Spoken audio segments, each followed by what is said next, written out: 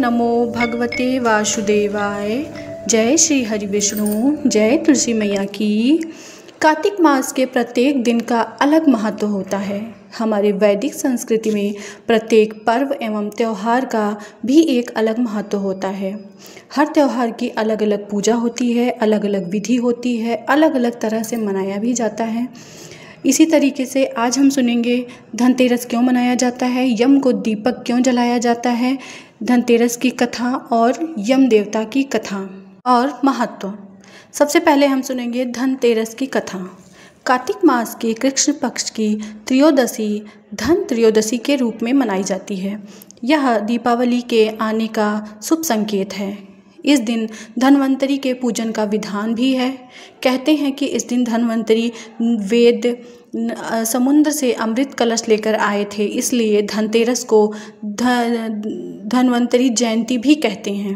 इस दिन पर टूटे फूटे बर्तनों, पुराने बर्तनों को बदलकर नए बर्तन खरीदे जाते हैं। इस दिन चांदी के बर्तन खरीदना अत्यधिक शुभ माना जाता है।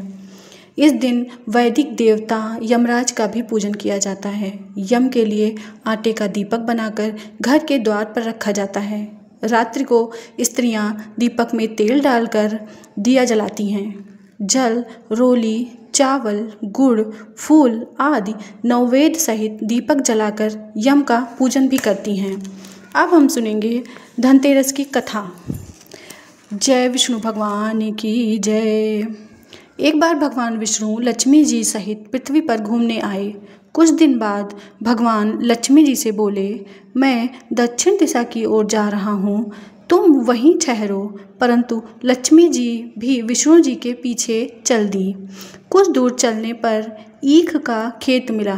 लक्ष्मी जी एक गन्ना तोड़कर चूसने लगी। भगवान लौटे तो उन्होंने लक्ष्मी जी को गन्ना चूसते पाया। इस पर क्रोधित होकर उन्होंने श्राप दे दिया कि तुम जिस किसान का यह खेत है उसके यहाँ पर 12 वर्ष तक उसकी सेवा करो।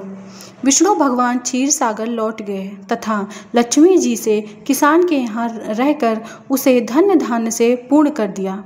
12 वर्ष पश्चात लक्ष्मी जी भगवान विष्णु के पास जाने के लिए तैयार हो गईं, परंतु किसान ने उन्हें नहीं जाने दिया। भगवान लक्ष्मी जी को बुलाने आए, परंतु किसान ने उन्हें रोक लिया।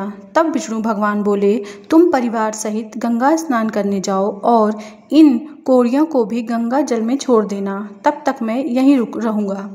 किसान ने ऐसा ही किया। गंगा जल में कौड़ियाँ डालते ही 4 चतुर्भुज निकले और कौड़ियाँ चलने को उद्यत हुए। ऐसा आश्चर्य देखकर किसान ने गंगा जी से पूछा, ये 4 हाथ किसके हैं? गंगा जी ने किसान को बताया कि ये चारों हाथ मेरे ही हैं। तुमने जो मुझे कौड़ियाँ भेंट की हैं वे तुम्हें किसने दी? किसान बोला, मेरे घर में एक स्त्री पुरुष आए हैं, वे लक्ष्मी जी और विष्णु भगवान हैं। तुम लक्ष्मी जी को मत जाने देना, नहीं तो पुनः निर्धन हो जाओगे। किसान ने घर लौटने पर लक्ष्मी जी को नहीं जाने दिया। तब भगवान ने किसान को समझाया कि मेरे श्राप के कारण लक्ष्मी जी तुम्हारे यहाँ 12 वर्ष से तुम्हारी सेवा कर रही थीं। फिर लक्ष्मी जी चंचल हैं, इन्हें बड़े बड़े नहीं रोक सके, तुम हट मत करो। फिर लक्ष्मी जी बोली, हे किसान, यदि तुम मुझे रोकना चाहते हो तो कल धनतेरस है, तुम अपना घर स्वच्छ रखना। रात्रि में घी का दीपक जलाकर रखना, मैं तुम्हारे घर आऊँगी। तुम उस वक्त मेरी पूजा करना, परंतु मैं अदृश्य रहूँगी। किसान ने लक्ष्मी जी की बात मान ली और लक्ष्मी जी द्वारा बताई विधि से पूजा की। उसका घर धन धान्य से भर गया। इस प्रकार किसान प्रतिवर्ष लक्ष्मी जी को पूजने लगा तथा अन्य लोग भी उसका पूजन करने लगे। बोलो विष्णु भगवान की जय, बोलो लक्ष्मी मैया की जय।